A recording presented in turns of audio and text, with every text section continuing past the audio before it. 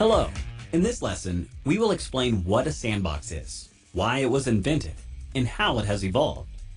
A sandbox, within the computer security context, is a system that confines the actions of an application, such as opening a Word document or a browser, to an isolated virtual environment. Within this safe virtual environment, the sandbox studies the various application interactions to uncover any malicious intent. So, if something unexpected or dangerous happens, it affects only the sandbox and not the other computers and devices on the network. Sandbox technology is typically managed by an organization's information security team, but is used by network, applications, and desktop operations teams to bolster security in their respective domains. Threat actors exploit vulnerabilities in legitimate applications to compromise the device, and from there move through the network to infect other devices. Exploiting an unknown vulnerability is known as a zero-day attack. Before sandboxing, there was no effective means to stop a zero-day attack. Firewalls and antivirus software could stop known threats, but they were helpless against zero-day attacks. A sandbox provided an isolated virtual environment that mimicked various computer devices, operating systems, and applications. It allowed potential threats to play out within the safety of these virtual systems. If the sandbox concluded that the suspicious file or activity was benign, no further action was needed. However, if it detected malicious intent, the file would be quarantined or the activity would be stopped on the real device. Many of the early sandboxes failed to tightly integrate with other security devices within the network. While a sandbox might identify and defeat a zero-day attack, this vital threat intelligence was not always shared with the other network security devices in a timely fashion. However, the failure to communicate and coordinate had less to do with the defect of sandbox technology than a security architecture that was built upon point solutions. Point solutions, which could not be fully integrated into other vendors' products, meant that the Security Operations Center, SOC, required a management console for each product. So, attempts to aggregate threat intelligence data was difficult and time-consuming. The second-generation sandbox came about to correct the siloed, piecemeal approach.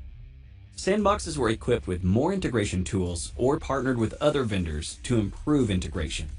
As a result, they could share threat intelligence with other security devices, such as firewalls, email gateways, endpoints, and other sandbox devices more effectively.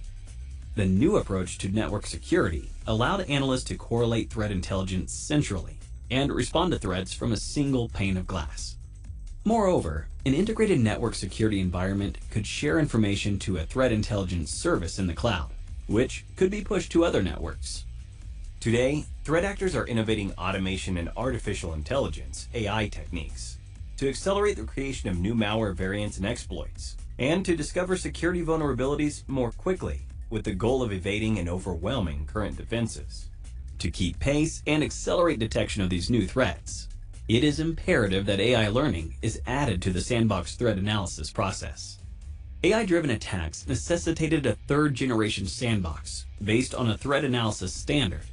Also, it needed to cover the expanding attack surface of businesses due to the digital transformation. The digital transformation refers to the movement of business data, applications, and infrastructure to the cloud. The challenge of standards-based threat analysis arose due to the struggle to interpret and understand cyber threat methods, which hampered effective responses. MITRE, a nonprofit organization, proposed the attack framework that describes standard malware characteristics categorically.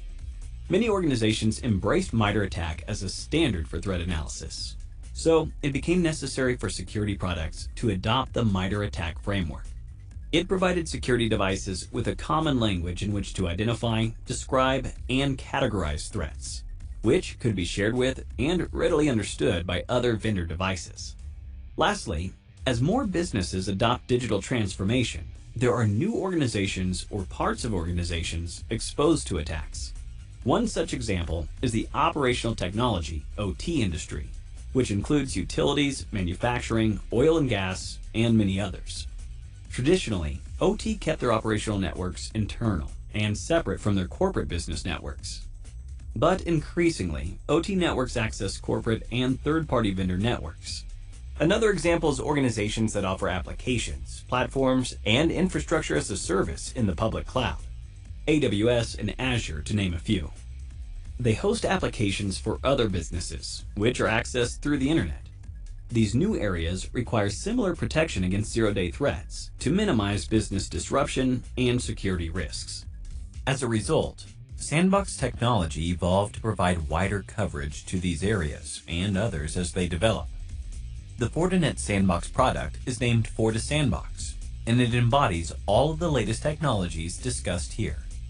It integrates with other security products in a collective defense called the Fortinet Security Fabric. A critical piece of the security fabric is FortiGuard Labs, which brings AI learning and other threat intelligence services to Sandbox technology. Thank you for your time, and please remember to take the quiz that follows this lesson.